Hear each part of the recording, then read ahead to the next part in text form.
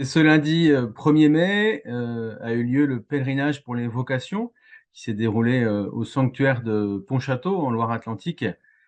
Pèlerinage voulu par, tous les évêques de la province, de Bretagne et de Pays de Loire, donc province de l'Ouest.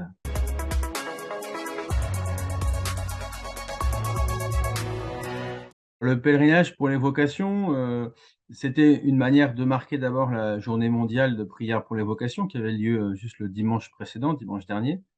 Mais aussi une manière de se rassembler pour, prier ensemble pour les vocations.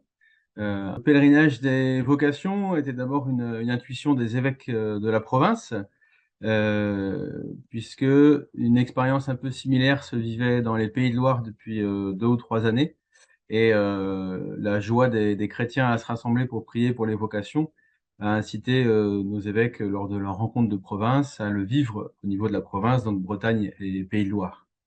Et donc, l'idée, c'était une journée, toute simple, avec un temps de marche le matin, une marche animée avec, de la prière et puis, l'après-midi, des ateliers, par tranche d'âge pour les enfants et puis des conférences et tables rondes, au choix pour les adultes. Et puis on a terminé la journée, par l'eucharistie solennelle présidée par, monseigneur Dornelas. Voilà, une manière de prier ensemble, pour les vocations, pour toutes les vocations.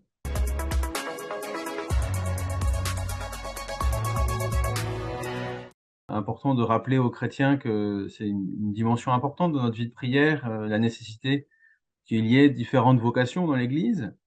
Et puis c'est, important aussi pour, ceux qui se préparent, qui réfléchissent à une vocation spécifique. On entend par là, vocation sacerdotale ou vocation religieuse.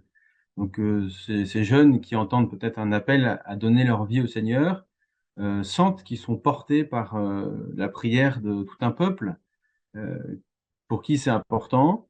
Et puis, il y a aussi, cette dimension vraiment spirituelle qui est, que le peuple de Dieu crie vers le Seigneur pour demander les vocations dont il a besoin. C'est une manière de se rendre disponible, aux dons, aux vocations que le Seigneur veut donner et puis sans doute aussi, d'ouvrir son cœur et de se sentir responsable, chacun personnellement, de porter cet appel pour les vocations, heu, à ceux qu'on rencontre et de se dire, bah, au peut-être dans les familles que cette question soit portée aussi et puis dans les paroisses qu'on ose, peut-être interpeller des jeunes en se disant: «Mais est-ce que tu n'as pas pensé, à donner ta vie, pour le Seigneur?»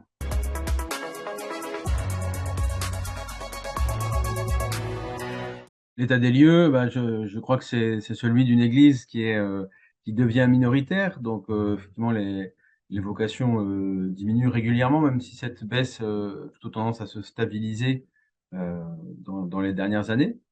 On voit différentes communautés, qui appellent et qui reçoivent des vocations. On pense forcément à la communauté Saint-Martin ou qui est c'est bien connu dans les médias.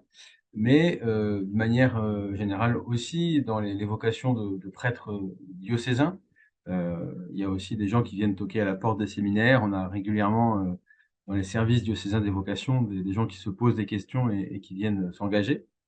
Et puis il y a aussi, il faut pas oublier, la dimension de la vocation religieuse, qui est une vocation qui est, peut-être, moins connue et donc là, effectivement, où il y a moins d'appels, en tout cas, moins de réponses à l'appel, dans ces les temps qui sont les nôtres. Aujourd'hui, les questions qu'un jeune se pose, ça va être, la possibilité de donner sa vie pour toujours. Je crois que le pour toujours, c'est, vraiment un appel radical qui peut, qui peut inquiéter et peut-être avec une certaine lucidité, se dire quand on est encore un jeune étudiant, jeune professionnel, on connaît ses limites et se dire, «Je vais donner ma vie pour toujours», ça paraît impossible. Voilà, aujourd'hui dans une sans doute dans une société un peu de l'immédiat, du tout de suite, cet engagement au long terme, heu, paraît, inquiétant ou difficile, même si en même temps, il a aussi une dimension, enthousiasmante. Moi je dans les jeunes que je rencontre, je vois que cette dimension du pour toujours, elle les attire, même si elle fait peur parce qu'elle paraît difficile. Peut-être qu'un enseignement de ce pèlerinage des vocations, c'est d'abord la joie. Il y a eu beaucoup de joie, de tous les chrétiens qui étaient là à se retrouver, beaucoup de joie et de confiance à prier pour les vocations. Et la joie, bah, c'est peut-être justement aussi le message qu'on peut transmettre quand on répond à la vocation que le Seigneur nous propose, c'est une vocation à la joie. La joie et la paix sont des fruits d'un bon discernement. Et si le Seigneur appelle pour sa mission, il donne aussi la joie qui va avec.